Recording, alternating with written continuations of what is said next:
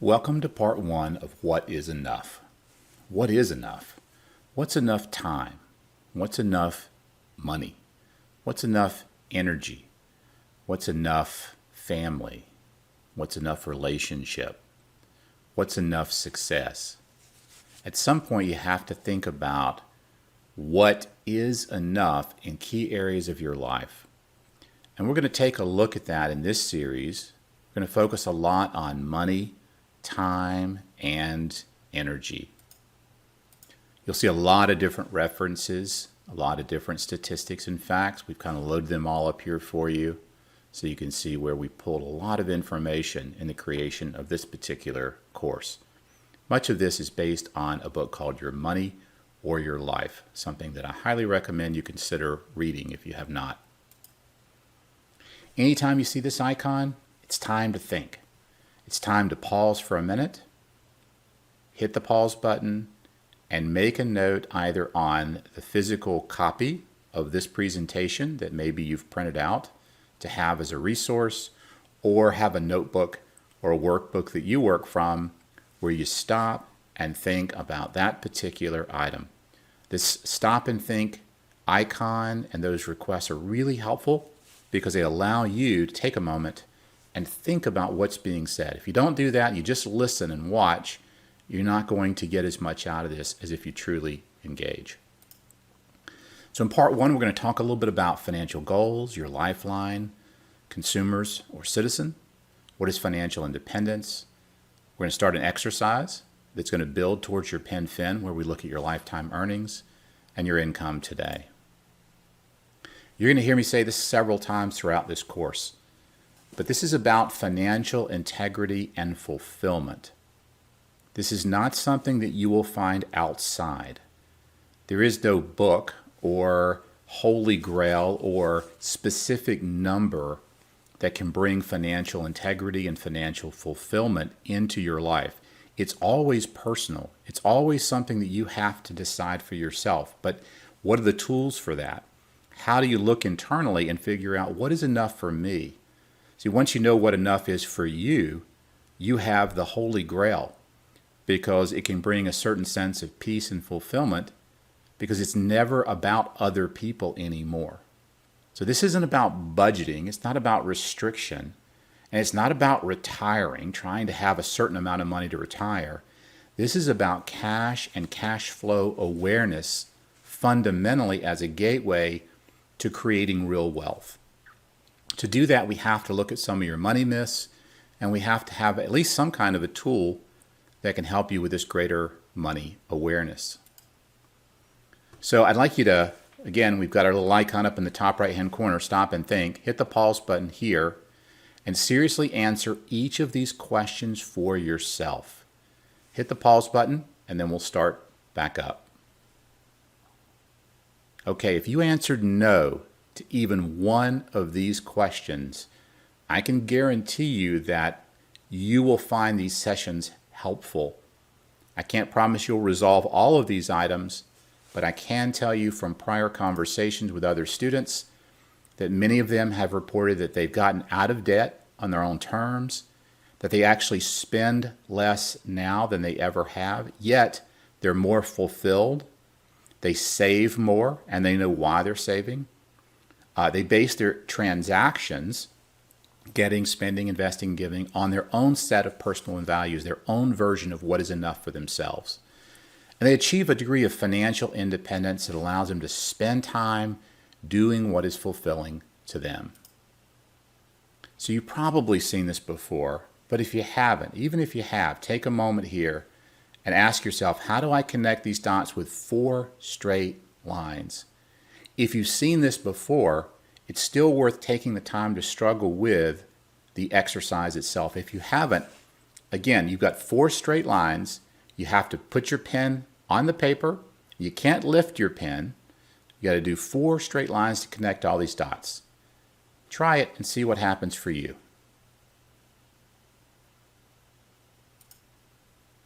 Whether you've been through this before or not, there's a difference between having resources and being resourceful. Having resources is a limited, do I have enough money or enough time or enough energy? Being resourceful is about working with the time, the money, the energy that you have. See, if I go through and I take these lines with my pen and I make 4 straight lines, I can connect all of the 9 dots without lifting my pen. But that was impossible if I stayed within the boundary of the dots. We didn't say there was a boundary, but we all have boundaries. These boundaries are patterns. They're ways that we view the world. They're ways we view money, time, energy, and resources that we have available. And we're going to ask you to forget for a moment some of the resources you have and focus more and more on being resourceful. So, ask yourself from a financial goals standpoint, which of these apply to you? Hit the pause button. We've got the icon in the top right there. And what I'd like you to do is take a moment and say, which of these things would be really important to me? Now, if you check them all, that's great. But if you do check more than, say, 3, 4, or 5, please rank them for yourselves. What's the number one goal that you would have financially of these goals here? What would be number 2 and what would be number 3? Try to write out your top 3 goals. And then if you see a goal or you have a goal in mind that you don't think fits within this particular set of goals, write that down in your workbook or on this page as well. Financial integrity. We said this was about financial integrity and fulfillment. Well, what is integrity? Integrity is a state or quality of being entire or complete, whole, unbroken. So that would mean that for you to have financial integrity, your relationship with money would be one that is whole, entire, and unbroken. It would be consistent throughout what you do and who you are. So we have we'll call it an epidemic of something called affluenza. And what exactly is affluenza? Affluenza is an epidemic of stress, overwork, shopping and debt, all based on this sort of an idea of an American dream that is constantly changing. You know, the richest man in the world on today's dollars, I think it was Vanderbilt, didn't have air conditioning. We all have air conditioning today for the most part. We kind of take it for granted in our cars and our homes. So over time, our quality of life has expanded dramatically, but there's still this dynamic of more that keeps us constantly pursuing a changing American dream. It often makes us feel bloated, sluggish, and unfulfilled because we can't keep up with the Joneses. We see them driving a new car and we ask ourselves, how can they do that? How can they afford that? Not knowing that they might be 1 or 2 payments away from losing that car or losing their home. It's an unsustainable addiction to economic growth, often based on comparison. Some of the systems of affluenza is that we spend more than we earn. We have bills that we haven't paid yet. We're worried constantly about our investments. We work all the time, trying to get that edge, trying to grind and get that little bit something more. More for what? Is it more money? And if it's more money, for what purpose? All the while missing the time with our family and having very little time for service and giving to others. We can see this well expressed in this cartoon. It's an old cartoon, right?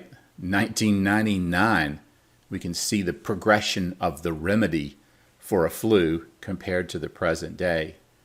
And if we fast forward to the present day, we know we have a lot going on in our healthcare system right now and an even larger number of things just to solve something as simple as the flu. So to consume is to ultimately be a consumer. And we look at the money and where it goes. We know housing is the largest expense for most Americans. To consume is to use up or to spend wastefully or to squander and to destroy. That's the definition of to consume. Yet U.S. consumers spent another record $13 trillion last year With only 4.25% of the world's population, we consume over 26% of the world's resources. We create consumers in the United States. Prior to 1920, Americans were called citizens. This is an important concept to understand because as part of the Industrial Revolution in the 1920s, as machinery was created to make products faster so that we had more products to consume, we needed someone to consume those products. And if we had more products, would we have more leisure time as well?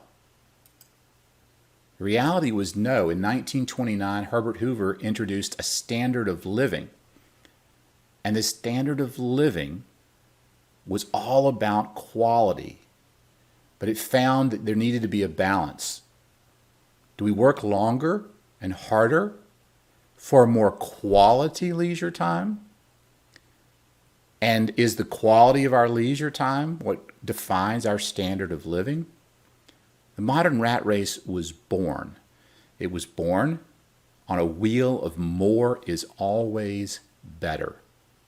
If you want better, if you want to feel good, have more. But we have to understand these things you're born into with your parents and your parents' parents are often a function of the society in which we live.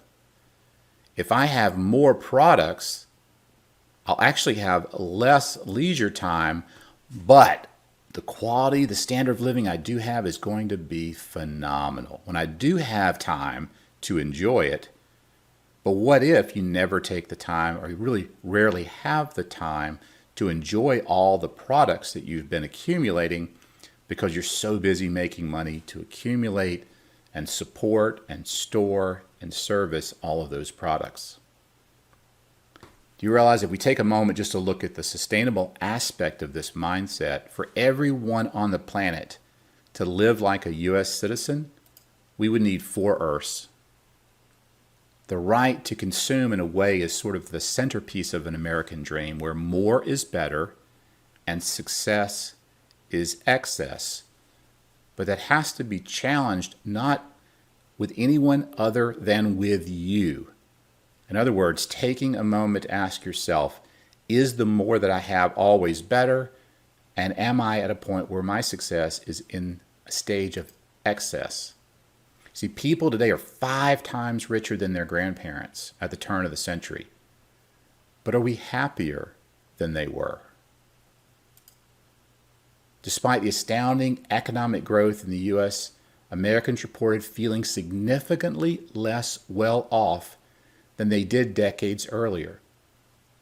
Even though the data wasn't being measured in that period of time, over time, we're seeing a trailing off.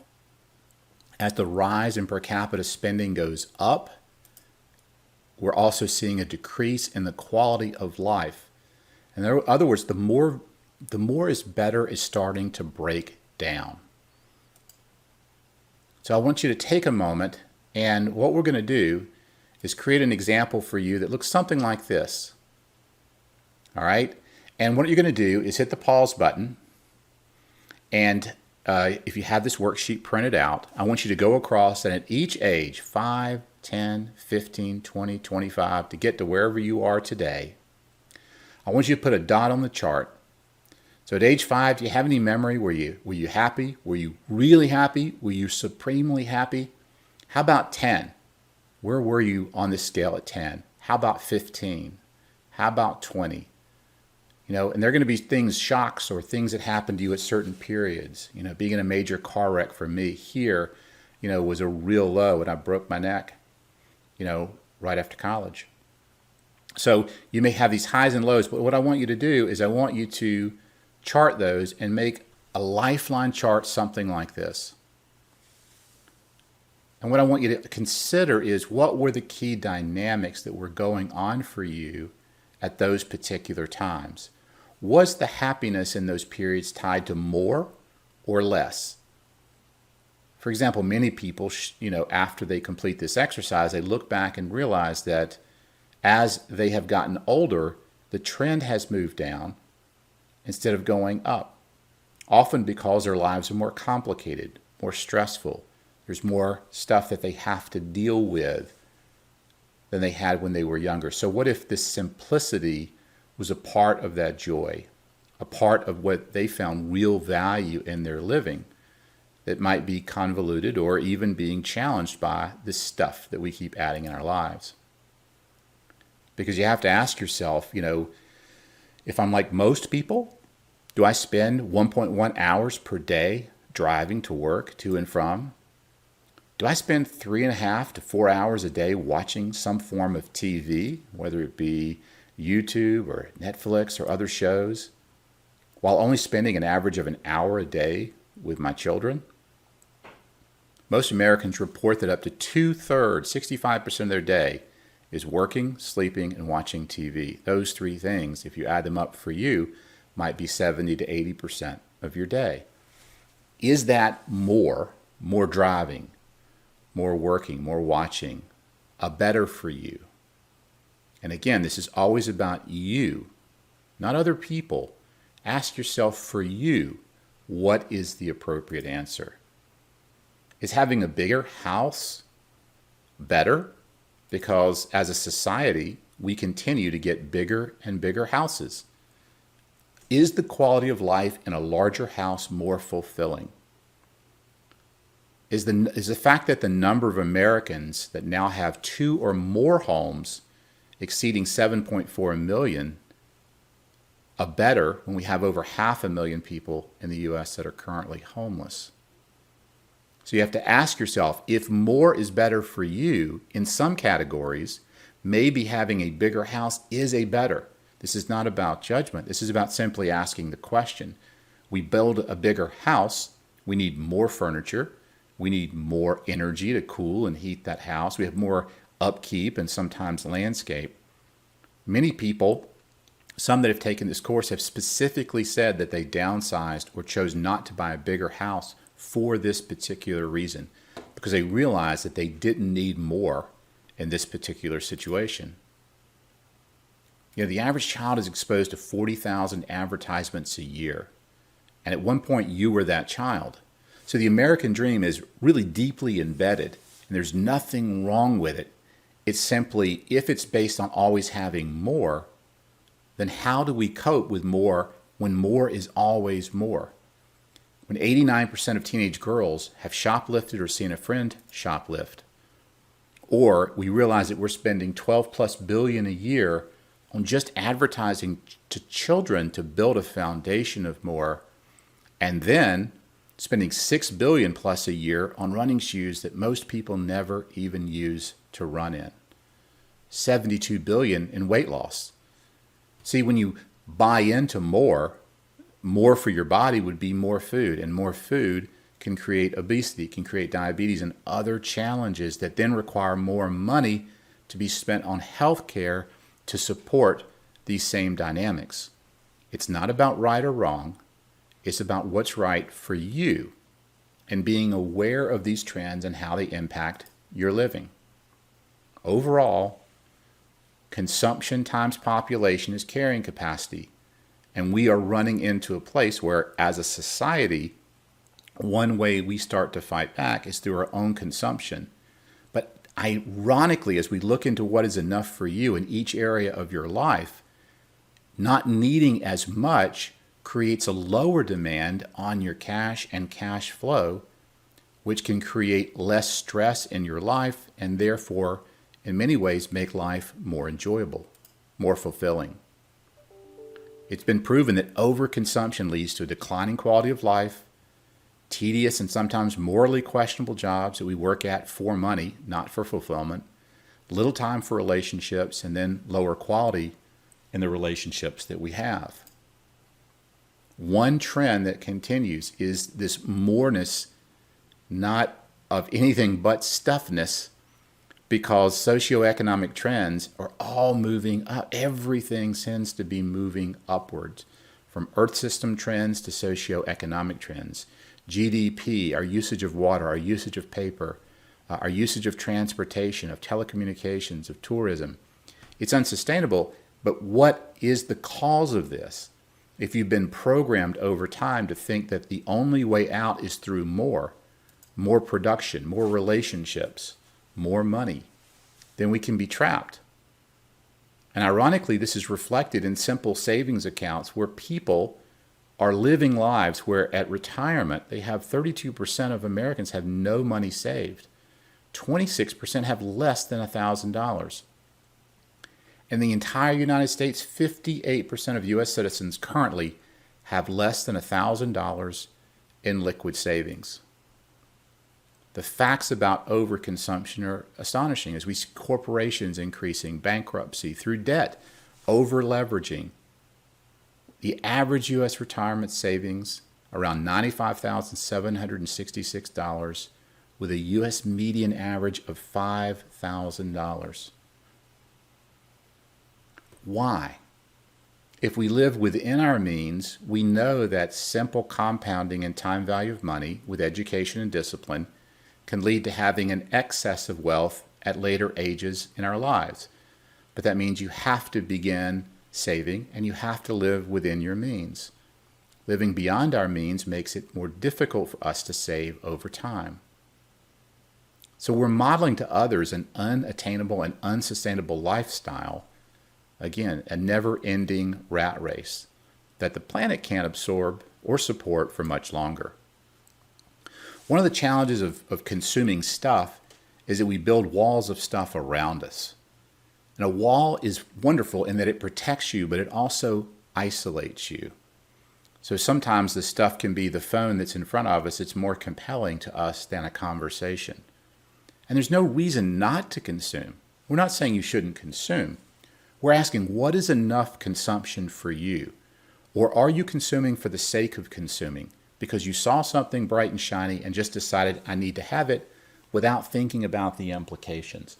And the implications is what we'll be thinking about throughout this particular course as you build out what is enough for you. So again, this is all change is personal. Even within a relationship, you and your spouse, your partner, may have a different idea about financial integrity and fulfillment. So this is not about budgeting or retiring. It's about awareness. It's about looking again at your money myths and then developing tools for creating greater awareness for what is enough for you. So take a moment. This would be another opportunity to take out your notebook, take out a printout of this particular course or event, or just write a few thoughts, something, one or two ideas that stood out for you. See, ideas are like, they compound just like interest over time. If one or two ideas from this first session stuck with you, write them down, make a note, and continue to bring them into your awareness as you complete this material. You know, the second thing I want you to do here is I want you to calculate your lifetime earnings. This is going to be part of our exercise, but what I mean by that is think back, the first year that you took your job and made money, or you can put in here, before age 21, right? Prior to 21, and think about how much income did I make from babysitting and mowing yards and things. And then say, 21, 22, 23, 24, 25. You can take 5-year increments and just estimate from 20 to 25, what did I make? There is a cheat here. Go to the Social Security, search Social Security benefits and log in, and you can see all the income that the U.S. government shows that you've made over your lifetime. And you can just put in that number here. But this is important consideration because we make a lot of money in our lifetime. We just don't keep a lot of it. And that's a function of this dynamic around living within our means and also understanding what is fulfilling to us. So for this exercise, I want you to calculate your total earnings so far for you, and if you have a spouse or partner, for them as well. We have a worksheet here. It's called the Pen Thin, and this worksheet is something that we'll build on throughout this series because it'll give you a look at your money and some of the other objectives. So you'll be able to go into that spreadsheet. You can download it here on the site. You can download it through the Pen Thin tab and go ahead and start entering in your name, your age, and put in your lifetime money earned here and here. And that'll get you started, and it'll show you so far what you and your spouse together or partner have earned over their lifetime, and we'll build this sheet out together over time. Put in your names, And if you can, go ahead and put in your current income and income information. Any W-2 salary, bonuses. In other words, what are you currently making right now in your current jobs? And we'll use that as well as part of our discussion. You'll have time over time, and you can go ahead if you want, but we're going to be building out a personal balance sheet. So if you've not done that before, click on the next couple of tabs, and you can fill in as much of that information as you know or want to fill out now, but we'll also be filling it out as we go through this information together. So in part 2, you can expect to discuss a little bit more about your life rating scale. In other words, how do you feel about your life now, your money or your life? We'll talk about that, how you rate your stuff, your fulfillment curve, and what that looks like. We'll go back to your lifetime earnings, and we'll again look at the beginning of what real cash flow awareness looks like.